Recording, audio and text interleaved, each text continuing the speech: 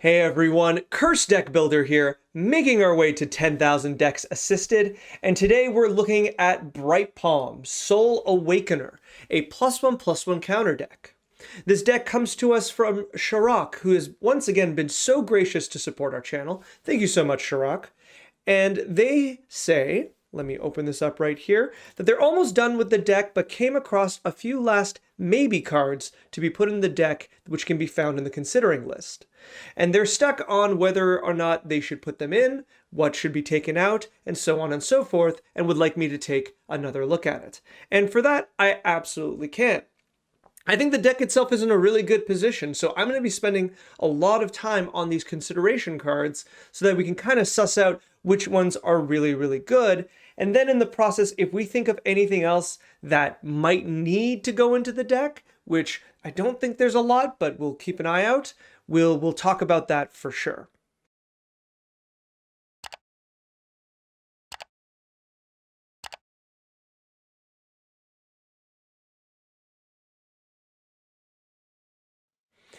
All right, so who is Bright Palm Soul Awakener and why are they our commander for our +1/+1 counter deck?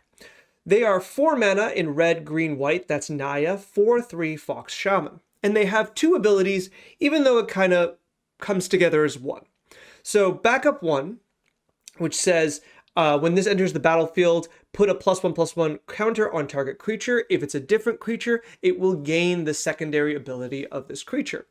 And this secondary ability is whenever this creature attacks, double the number of +1/+1 counters on target creature. That creature cannot be blocked by creatures with power 2 or less this turn.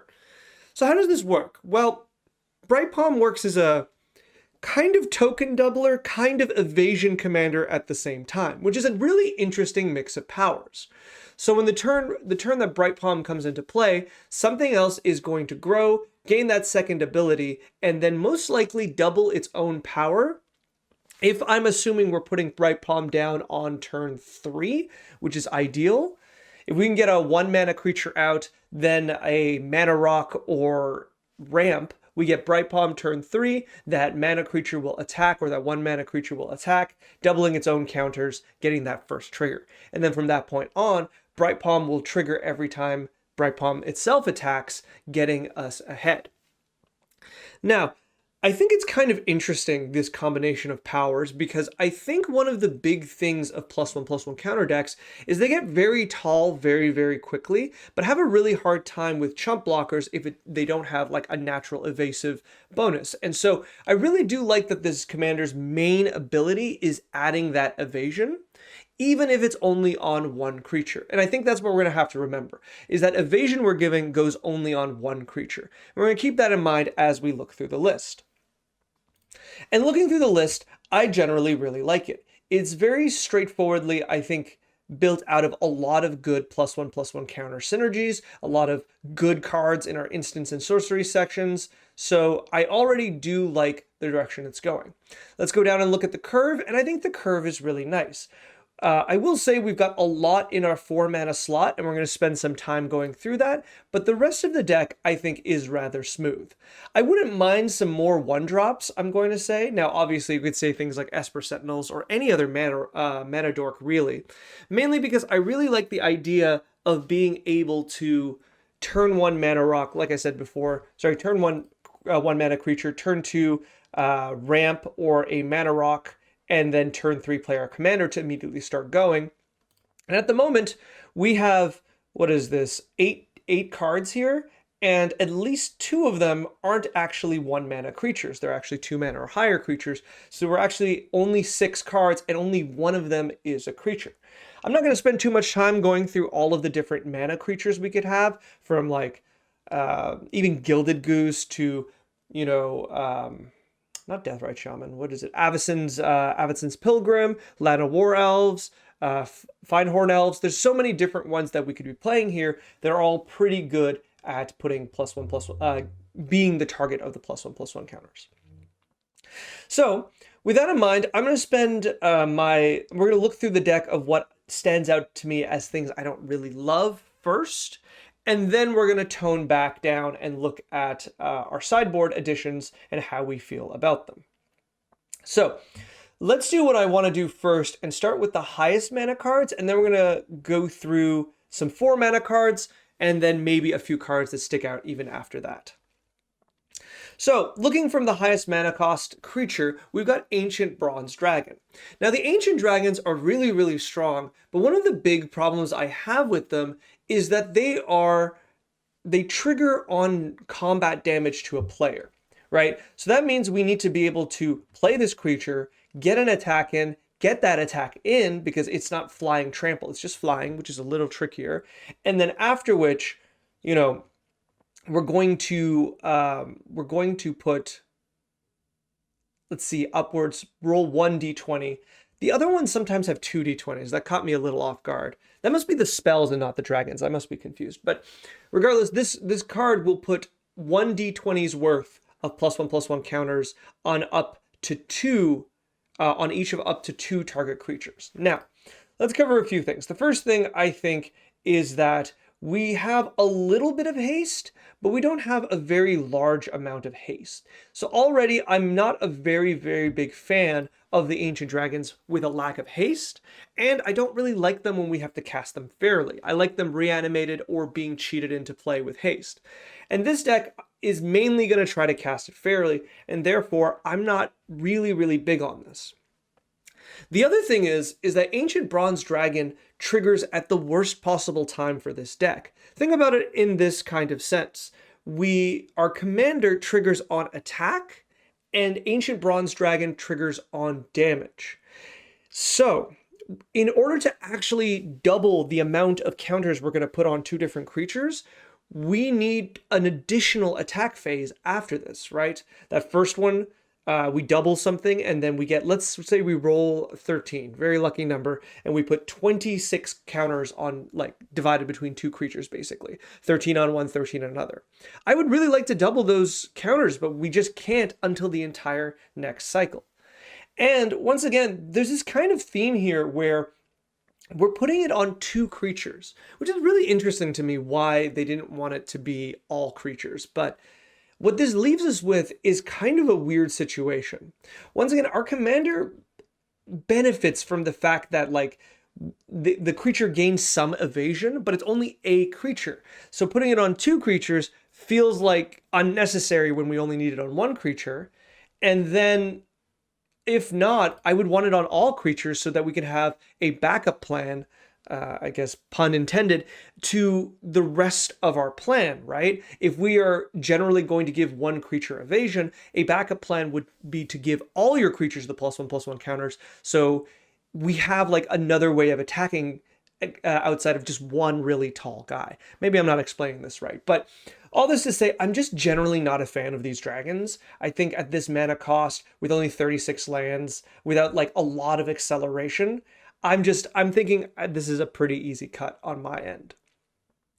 What I really wanted that card to be was Avabrook Caretaker, or the other side being Hollowhenge Huntmaster. These are the cards that I want to kind of curve off with. Like when we talk about putting a bunch of +1/+1 counters on a bunch of creatures, this is the one that I want. And you might say, Curse, there's a huge difference in amount of counters, right? Like let's say we do the average roll of a 10 out of 50% out of 1 and 20, that's still 20 +1/+1 counters, and the odds of getting 20 +1/+1 counters out of Avabrook is much lower. And I would agree with that, because you need at least 10 creatures on the battlefield to do that on the other side of Hollowhenge. But I think that thing about it, like these creatures trigger on combat, and I think that's so much better. Even if it's a smaller trigger, you're going to be able to double that. So even on Avabrook's main side, right, we still will be able to get that trigger and immediately double it to 4.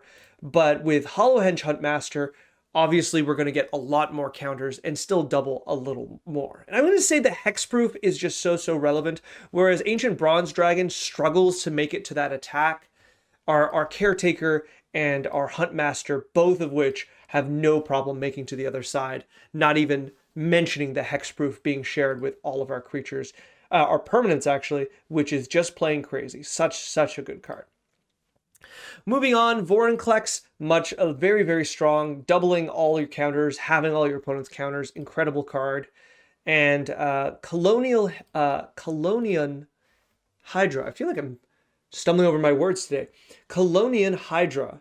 See, this is another doubler, but at 5 mana, I really, really like this, right? Doubling itself, doubling all of the creatures. Like, this feels almost more as like a bonus commander you get to play because it's just a stronger version of your commander, albeit not being legendary. So I do really like that here. So overall, I know I don't say this often, but the high mana stuff, I'm a really, really big fan. Ancient Bronze Dragon is the only one that stands out, and I will say Guardian Scale Lord is close. This is a card that a lot of people really like, and I find it to be a little trickier. I don't know. 5 mana, backup, reanimate something, attack again, say non-land. It says non-land. I feel like, okay, I feel this is a card that I'm really hard on, and maybe I'm just wrong about it. I look at it and I can see why it's good. Every attack, starting and with backup, that includes the first attack on another creature, you're bringing something back from the graveyard. But how often are you getting something that's really worth it? We don't have ways to put creatures in the graveyard, and a lot of our early creatures dying, like, we don't benefit a huge amount by getting it back into play, I would find, especially after the combat step. So to me, it's kind of close. Even with our enchantments, I don't know. It's close. So I don't really like Guardian Scale Lord, but like if you can find ways, like if this was in a sacrifice deck or in a self-mill deck, I would like it a lot more. But it is a flying creature. It does come in and put a +1/+1 counter, which works on theme. So I'm going to say it's close and be worth getting. Okay, so those are our bigger cards that I wanted to be a little more picky on. And there's one more, and that's Rishkar's Expertise. So Rishkar's Expertise is a card I'm not very fond of. I do like how it kind of works out in the sense that you are able to draw the cards and then you can cast a free 5 mana spell. But for what it's worth, it is really, really dependent on the rest of our creatures. At 6 mana, 6 mana is a lot to draw cards, and it's a lot to be very dependent on what cards you're going to draw, especially since your opponents have a chance to interact by Swords to Plowsharing or otherwise destroying or removing your strongest creature with this on the stack, right? With that in mind, I often want this just to be harmonized, honestly, just a 4 mana, draw 3, just something that's just much more consistent. And then after that, I think I'm fine with playing the 6 mana Rishkar's Expertise. Like card draw in this deck, like we have Sylvan Library, we have, I don't know how much more we actually have. We have Tribute to the World Tree. Yeah, I think I wouldn't mind this being just one more draw spell. Just a regular draw spell before Rishkar's Expertise. I think otherwise it's kind of tricky, it's kind of top heavy, and there's a lot of times in the game, like when you are behind, this card is really, really bad. At neutral, it's pretty good because you're probably guaranteed to draw at least 4 cards. And 4 cards for 6 mana and getting a free 5 mana or less spell is pretty good. But I worry there's a lot of situations that this is just going to be a dead draw. This is really, really good when you're ahead, and when you're ahead, do you really need this effect? That's kind of how I'm feeling about it, so I'm going to keep that as kind of neutral. This deck is really, really good, so I'm having a hard time easily cutting out cards, but I do think the deck itself is very strong. I have some opinions on these 3 enchantments, but before we get there, I think it's just better if we look at the 4 mana cards, because I think that's been kind of stuck in my head of cards that we should be looking at because they match our commander, and we just have a very, very large amount of them. We have 12 cards, right? So let's go through them. Agorist Kos Eternal Soldier is a very specific ability, right? This is one of those cards. The last time I looked at one of these abilities, I was kind of corrected in the comments. I was looking at the copy the target ability with our insect, our bee queen, and I was wrong about that, and people were quick to point out. But here I have it as again, but it's like the same problem. So let's look at this. So this requires this has a really high, ability, a really strong ability, a high power ability, where if our commander targets this with her secondary ability, all of our creatures basically get their +1/+1 counters doubled, and they all have evasion from creatures with power 2 or less. That's really, really strong. However, this requires us to pay mana, paying the 2 mana here. If you do, copy that ability. Each creature you control, that ability could target, right? So we need to be able to play this, we need to attack immediately, and we need to then trigger this, like target this creature, pay 2 mana, and then all our creatures get targeted. Don't we want instead just that ability of copy target ability? And let's say, what was it? It was red, it was 5 mana, and it was a creature. So let's see if we can find them again.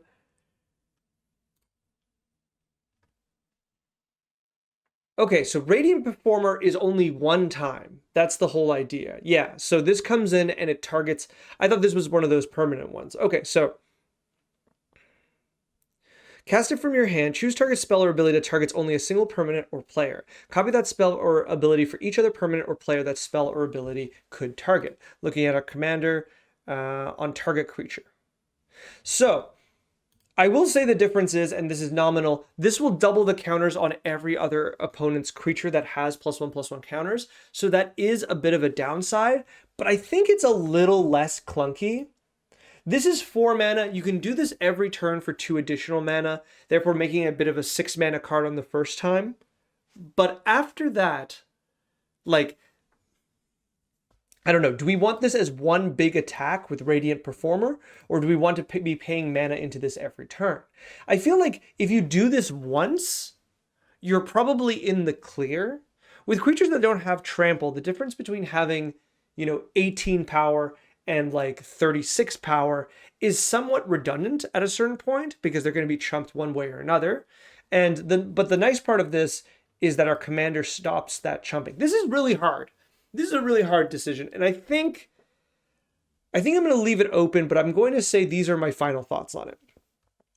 I like Radiant Performer more because she's 5 mana and has other utility, and she's not 4 mana, but we could just consider Agris Kos as a 6 mana creature, and therefore he's not 4 mana. It's close. I don't know. It's close. I'm gonna leave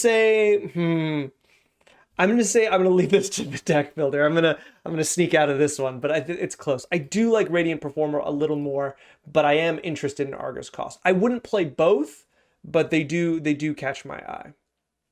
Okay. Next we have our commander. Next we have Emil the Blessed.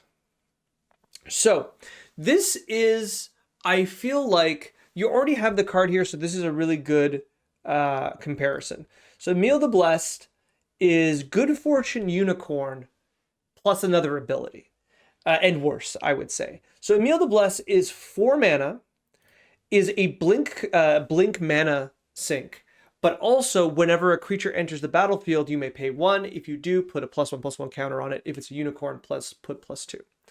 So the nice part of Emil the Blessed is the blink ability. We can just keep blinking our commander and keep getting that ability over and over again, the backup ability. That's pretty good. But it is 3 mana. Emil is a mana sink. And I don't really love mana sinks in +1/+1 counter decks. Like Emil doesn't even have vigilance, right? They're fine, but Emil being a 20/20 doesn't really change the fact it doesn't do anything special. It's just something you need to keep mana up. And the fact that the whole time we need to keep mana up as creatures come in to put that first +1/+1 counter on it, because like Proliferate decks, Bright Palm is dependent on that first +1/+1 counter coming onto the creature.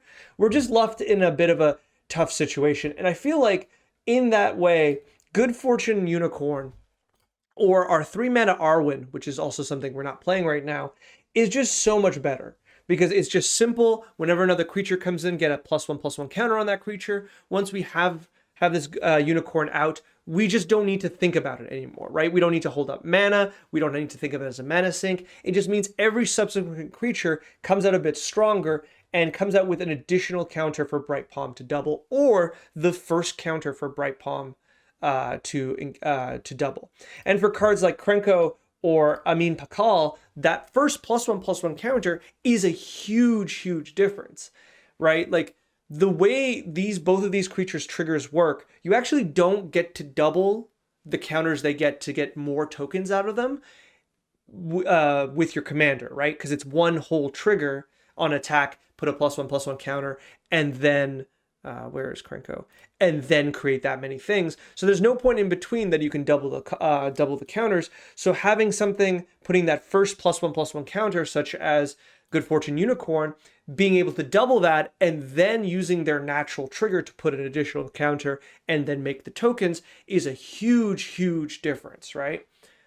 So with that in mind, I think Good Fortune Unicorn is a much, much better card than Emil the Blessed in a lot of ways, honestly.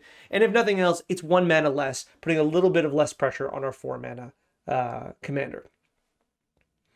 Forgotten Ancient is a card I see a lot, and I'm going to be honest, I'm not that much of a fan of. Like, the idea is that you can pick up a bunch of counters in a turn cycle and then spread them out. And I like this a lot in proliferate decks. So Forgotten Ancient makes a lot of sense in a proliferate deck because how proliferate works, right, is you want as many different targets. You want to go wide because each counter onto another creature is worth another proliferate trigger. So Forgotten Ancient being able to enable, let's say Forgotten Ancient gets 4 +1/+1 counters, and then on your turn you spread that onto 4 creatures, or 4 creatures, let's just say that, and then you get 1 more +1/+1 counter naturally by casting a spell that has proliferate, then that proliferate is going to proliferate at least 5 targets, right? 4 of which are new. That's a huge difference. However, our commander doesn't work like that, right? Our commander picks one big thing and doubles it. So that whole you can spread these counters around is kind of wasted in this deck. Instead, something like Mana Gorger Hydra, once again, a really easy 3 mana swap for the card that we have in here. Mana Gorger Hydra gets tall. It gets really, really, really tall, and it has trample. And so this is a much better target for a commander to then double the counters on and just get even further and get that huge wall smashing into our opponents. And I think that's really, really good. In addition, I will say, I should have said this before, but the evasion between 1 and 2 power creatures, that tends to honestly hit Death Touch creatures almost all of the time. And that's often the biggest thing to kill really, really tall creatures on the battlefield, right? So with that in mind, being able to dodge the Death Touch creatures mostly, and then having the trample, like if we want that growing ability, Mana Gorger Hydra is just much, much better at it. That second ability on Forgotten Ancient, you might as well forget it. It doesn't really work on in your deck. Helena and Alina is a fantastic card. I do really like it. With the haste enabling is really, really nice. And the fact that this triggers before your commander, because your commander triggers on attack and this triggers at combat, really like it. I think this is a really, really strong addition, so I have no problems with it being here. Is it Leonor?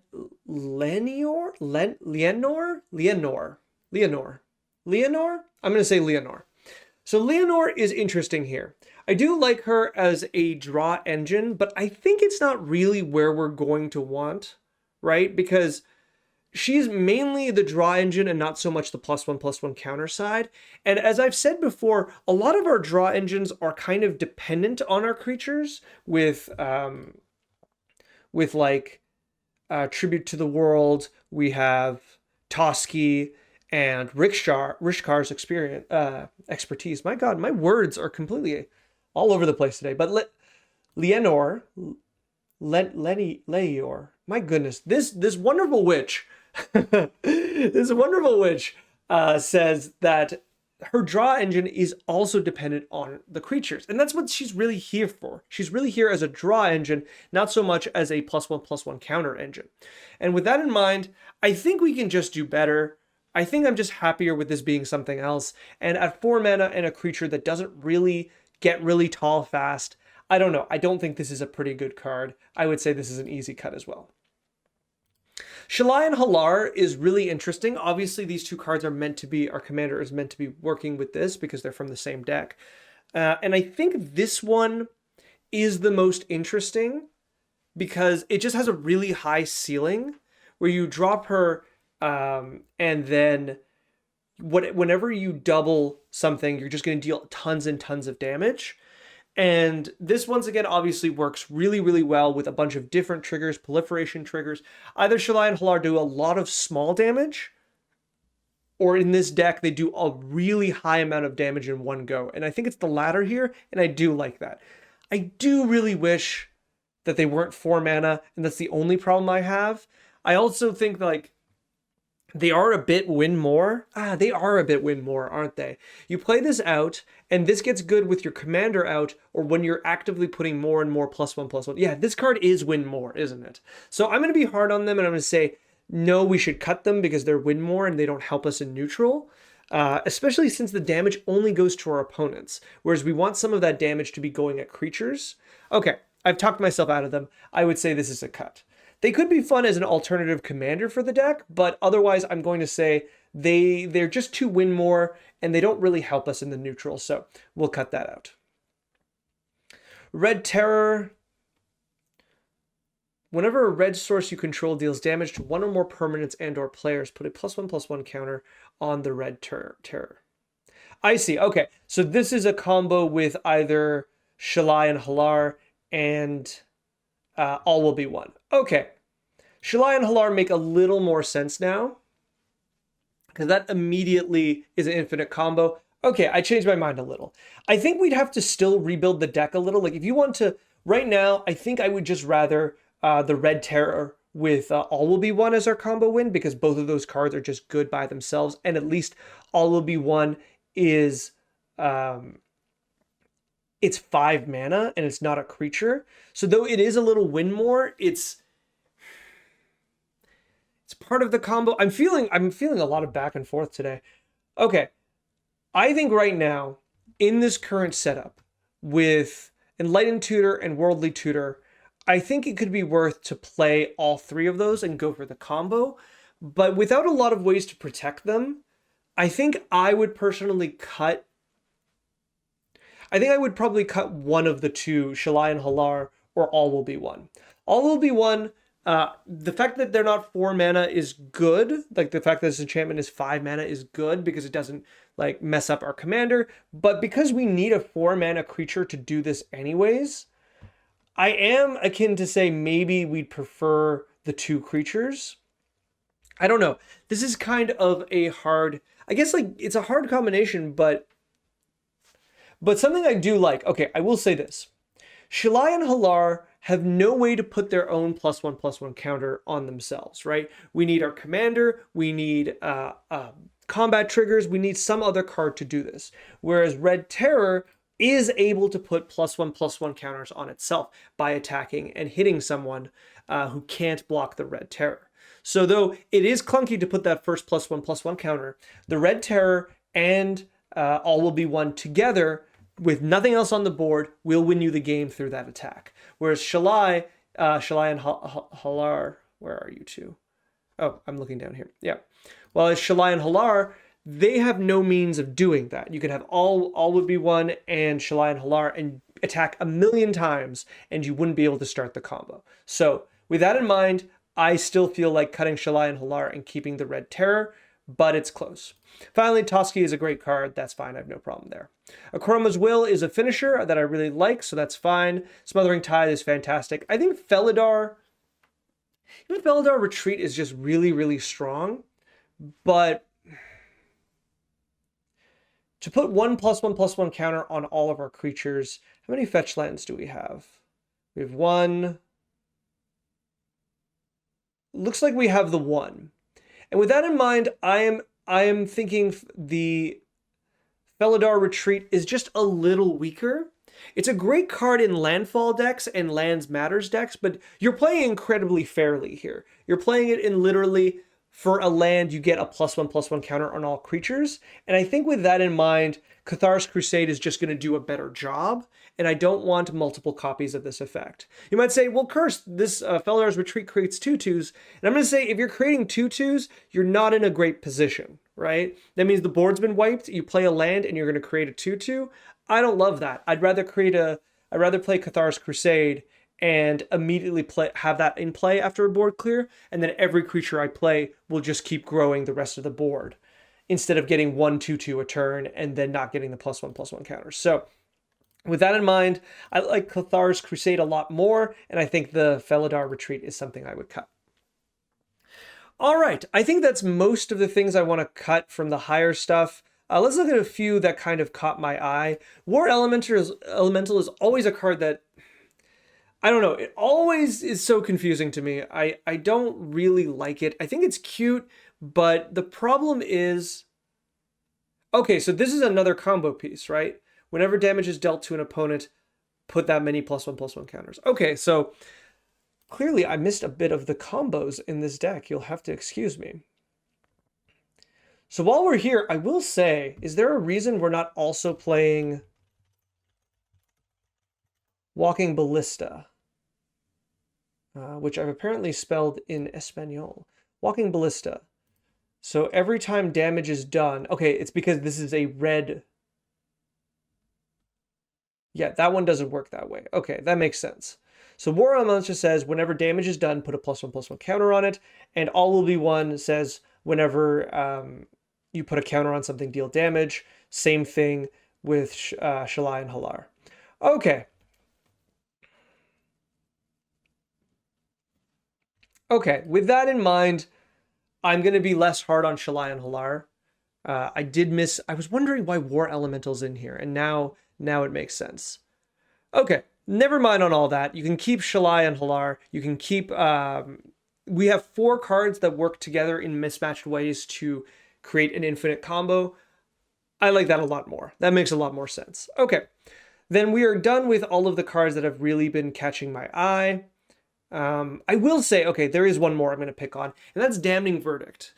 And the reason I'm going to pick on it is that I do kind of want this to sometimes destroy creatures with the counters on them. Like, we have not an amazing amount of removal. We have Beast Within, we have Generous Gift, and we have Swords to Plowshares. And then as our Wrath, we have Damning Verdict.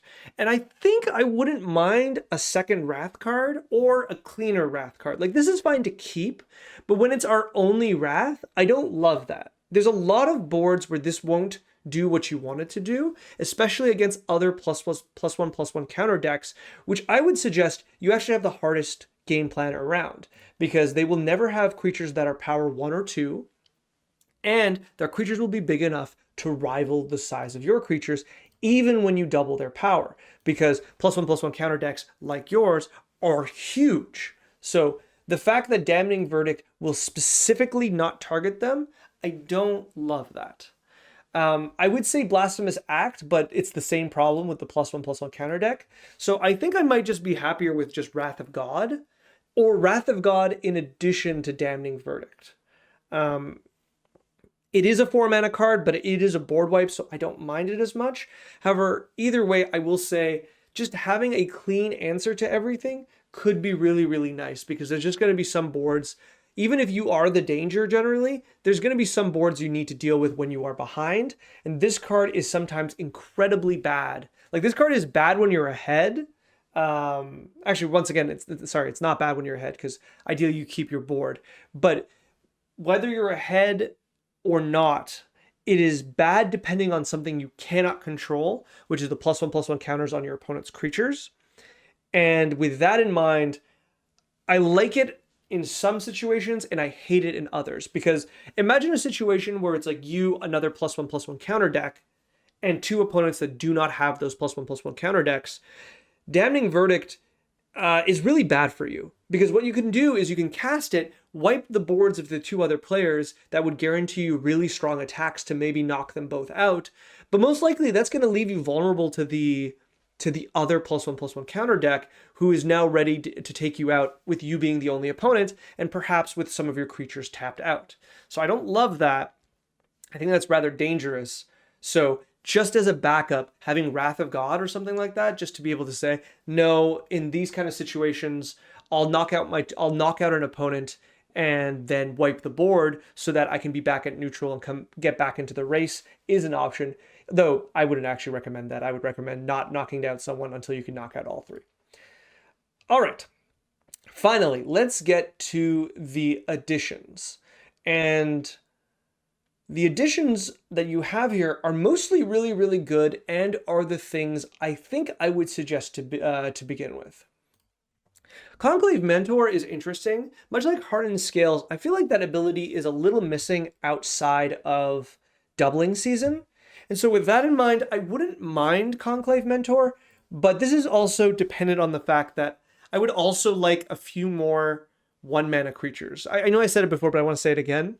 Conclave Mentor is just going to be really, really good when we can use cards to just put +1/+1 counters like all at once. Stuff like Cathar's Crusade, Felidar Retreat, even though I said I'd like to take it out, that would be an example of that. Or much better, I really do like Good Fortune Unicorn.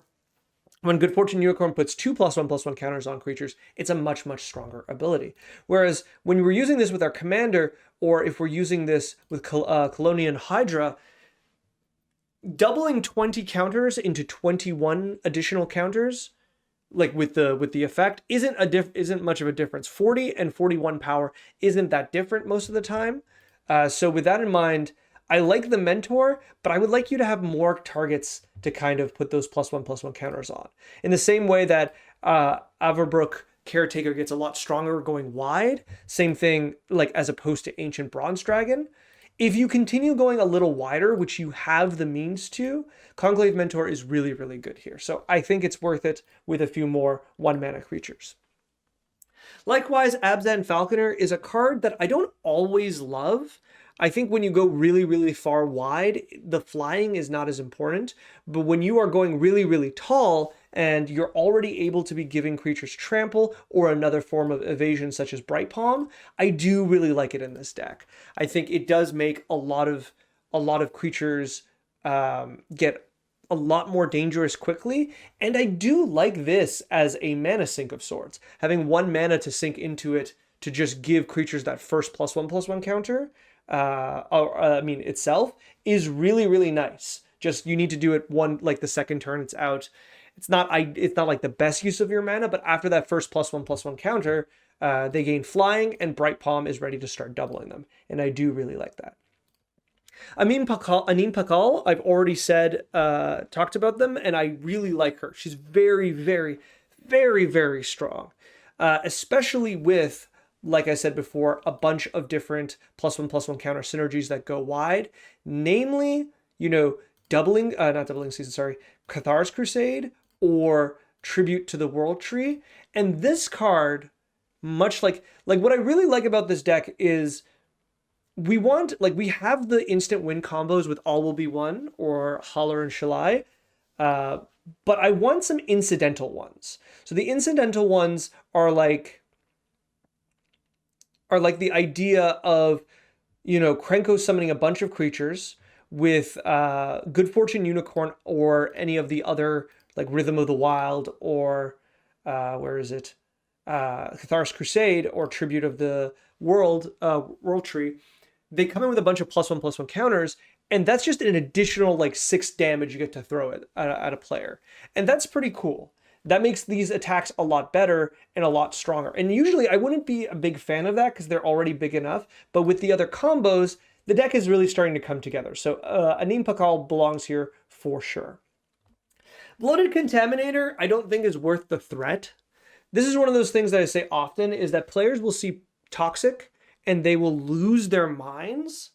And instead, if you really want that ability, I think I would have the 2 mana in white, let's say creature flying. It's like Grateful Apparition. Yeah, Grateful Apparition. If you want that proliferate on hit, Grateful Apparition is better, honestly, even though it doesn't feel like it because obviously Bloated Contaminator is a bigger body. It comes with trample and Toxic One. And I think people are going to look at the Toxic One and they're going to panic thinking of more proliferate, and they're going to react to your board a lot faster. This will be board wipe territory for a lot of players. But further than that, Grateful Apparition, I would say that flying works a lot better than it works with the evasion your commander creates, because it's likely that people have a lot of, if they have flyers, they tend to be more likely either they have a bunch of small flyers or one really, really big flyer. And your deck is really good with one really, really big thing in the sense that it will eventually grow to it. And if it's a bunch of smaller things, well, in that case, you know, you can just fly through them with your commander. So I do like Grateful Apparition with the flying a little more, but even then, I don't think I would play either.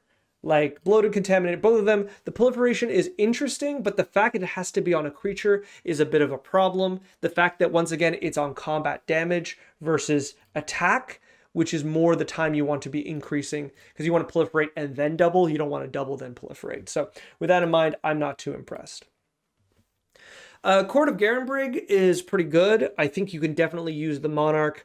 I do like this as both card draw and a slow pump up to your board, especially because the fact that you can put the first +1/+1 counter on 2 creatures. I think this is a really easy inclusion. It just makes sense. I'm a big fan of it. Cultivate. So I'm going to quote something I say often, and it's the idea that different mana costs for your mana ramp reflect different decks. And in this deck, I do really like the mana creatures, and then after which I like the two mana options that we're playing. The Cultivate ability is there so we can cast really high mana stuff. And I don't think we struggle to do that. The 1/7 mana spell I'd like you to cut, and the rest are like 5 mana spells. And Cultivate is about going, like, yes, it's going from 3 to 5, but much more often you want to play Cultivate's effects when you want to get to 6, 7, and 8 reliably. So with that in mind, with everything else in the deck, I just don't think it's really that necessary. I think it's a bit overkill, honestly, to have it. Good Fortune Unicorn we talked about. Kami of Whispered Hopes. I think we're starting to get way too many 3-drops. So compared to the others, I think it's a little too weak. Whereas something like Kutzil is much, much better. So first of all, I'm just going to say no to Kami, and we're just going to transition right away to Kutzil being an absolute yes. Being able to stop some, but not all interaction on your turns is really good. But also the ability to draw one or more. So the ability to have one of those per player you hit draws on your deck is pretty good, while having a really nice kind of silence effect on your turn is also really, really nice. So I would say this is the one I would play. We're still getting to a really high amount of 3-drops that I don't really love, but we do have so many hits that it's kind of hard to figure out which ones to pick. The last one being Mana Gorger Hydra. I did say I like this more, but I think at this point, Eldrazi Displacer is standing out to me. Maybe this one can be swapped out for something. Because Eldrazi Displacer really does feel like it's a lot of work. How many colorless sources do you have?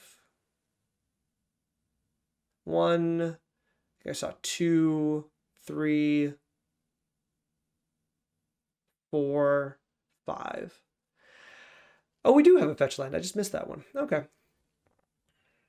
I don't love it. I don't love the Displacer here. I think you'll have to play it to see how often it will trigger. I'm now terrified that there is like an infinite combo that I'm missing that uses Eldrazi Displacer, but I don't see it. And I'm going to suggest that maybe the Displacer is too much work to get that additional trigger from your commander or another creature. So I guess you can cut that for Mana Gorger to try to keep the right amount of 3-drops, but it's very, very close. All right, let's quickly look at our top mana cards, because these I want to be really, really critical on, especially the 4-drops. Aragorn is cute. I don't mind them. I think I would like them as I would prefer Aragorn as a commander than a card in the 99. It's just really, really close to what our commander does, and I would say arguably it is better than our commander, but I'll leave that for you to decide. So this is good, but this is a lot of work. First Strike and Renown 1. Like, it's pseudo evasion because nobody wants to block creatures that are not going to trade. Renown 1 is kind of tricky to...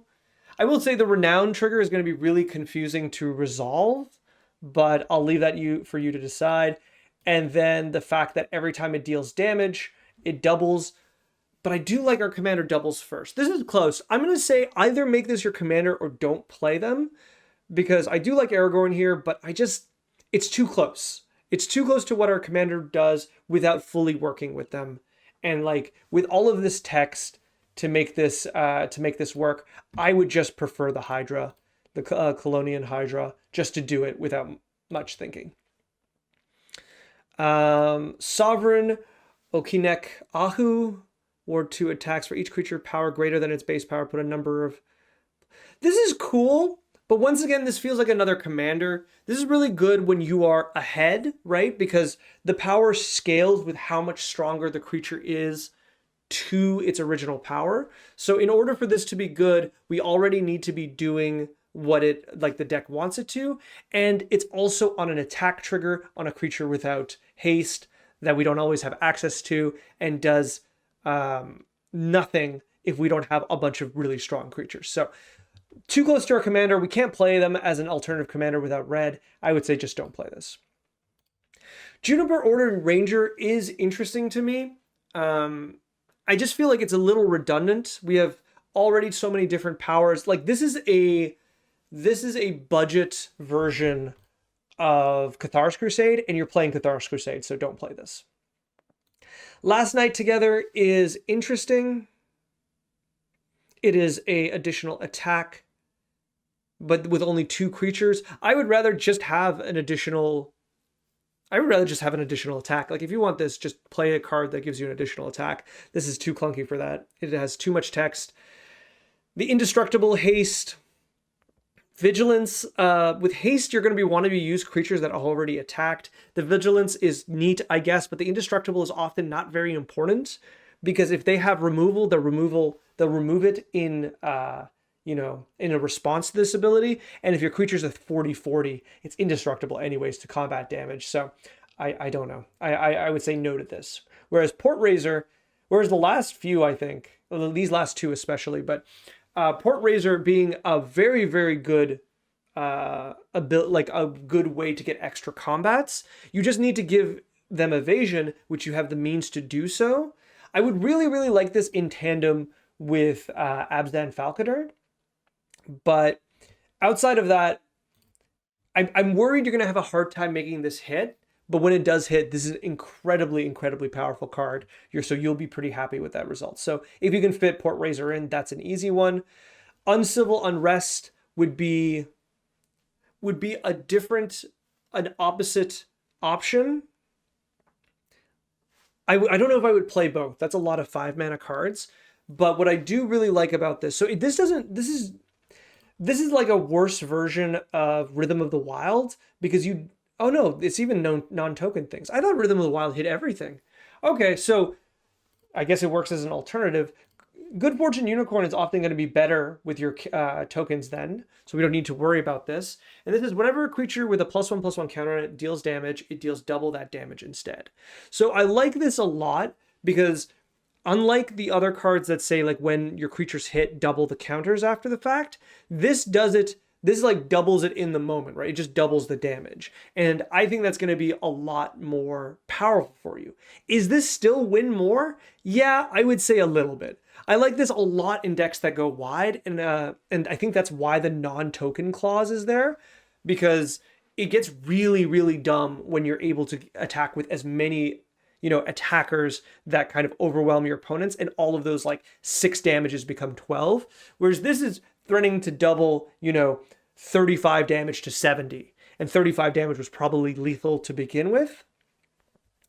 I do like it doubles on permanents as well, but even then, I think it's unnecessary. So I really like this card, but in a deck that's just trying to be tall, this feels like it's really, really win more. Like knocking someone twice as hard into the negatives isn't really going to do much. So I think I would cut this for sure. Same thing with this. Whenever this creature deals combat damage to a player, put that many +1/+1 counters on it. I want this ability on combat or on attack. I do not want this on damage. Same text, same thing as before. We're not really improving the situation anymore. And then finally, Morag. Morag is really interesting. You are playing only 2 fetch lands, which I still think is too little for this card, because it then puts you in a situation where you have to play this card. You get an additional attack, which is neat, but you really want fetch lands. You really want more land, like more than one attack, because once this creature comes out, it's just not ideal. Like, you're going to get hated out of the game incredibly fast, and you might be casting this creature as just one additional combat phase, right? You want to play this card and immediately play Windswept Heath so that you can guarantee at least 2 additional combats, which should knock everyone out of the game, especially like if you have Port Razor as well. But at the moment, when you can only guarantee that 1 additional combat, I think it's a lot worse than the spells that just say take another combat. So that would be my opinion on that. And I think that's generally it. I didn't make for some of these cards, I didn't do a lot of direct 1-for-1 removals like trades, but I think I've covered enough that you should be fine. I will note, I forgot to point this out, Mael's Aria, I don't really like this. This is a card that does nothing, like absolutely nothing, if you don't have a 5-power creature, which is possible.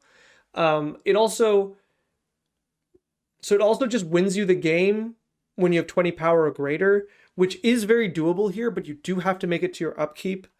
And I don't like those kind of cards. I think I've said this before. There's that 40 or more life, you win the game. I find those to be unfun. Like, don't get me wrong, I'm always the player that says, like, if you need to win the game, win the game by any means. So if you use this against me, I wouldn't mind. But if I used it, I wouldn't enjoy it. That and the threat of this being just not very good. And also, frankly, that middle ability of just gaining 10 life for 10 power or greater is just not that good, right? If that 10 life was like at 10, when you have a 10 power creature or greater, deal 10 damage to a creature, that would be so much better. Here, between 5 and 20, there's really nothing. And in the meantime, it's just doing a pretty poor impression of like Cathar's Crusade. So in order to make room for another 3-drop from here, I would say Mael's Aria could easily be cut. And I think that's where I'm going to end it. I do really like this deck. I think it's already just in a really nice place. I'm sorry at the start, I didn't see all the combos with All Will Be One, which is catching my eye a lot more. And with that in mind, I'm even more on the team that we should just have more mana dorks, and you can just cut those mana dorks out of these Farseek, Nature Lores, 3 visit style cards, because the more mana dorks we have, the more we can just accelerate into the next phase of the game, where a lot of our creatures are 3-drops, a lot of our creatures, we want more creatures out to put more +1/+1 counters on them. There's a lot to benefit from, including the first thing I said with how it combos with our commander on turn 3. So with all that in mind, I think the deck's in a good place. I think it does, with those changes, would become very strong. It's still generally weak to most +1/+1 counter stuff. There's still things like grabbing Hardened Scales, just to put into the deck, those kind of things that you can do. You could play Esper Sentinel and the like, but I think generally it's just in a very good position, so you should be fine to play it.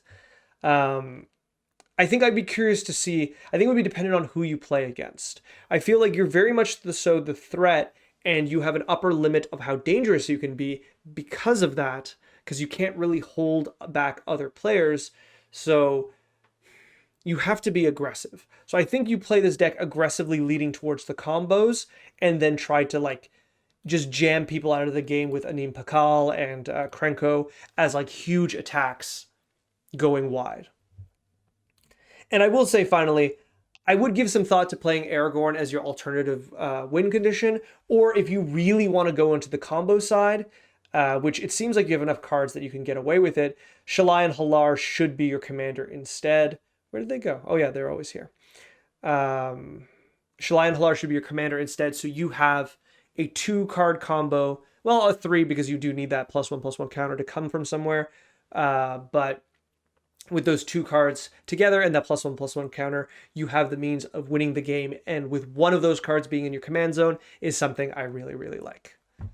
All right, if you'd like to send me another draft of the deck, you can do it with the link below. The deck list is down below. Please like, subscribe. I think I got to automate the second half too. But I also want to say thank you, Sharok, for always supporting the channel. This is a really fun deck, and I hope to see what you do with it. All right, good luck.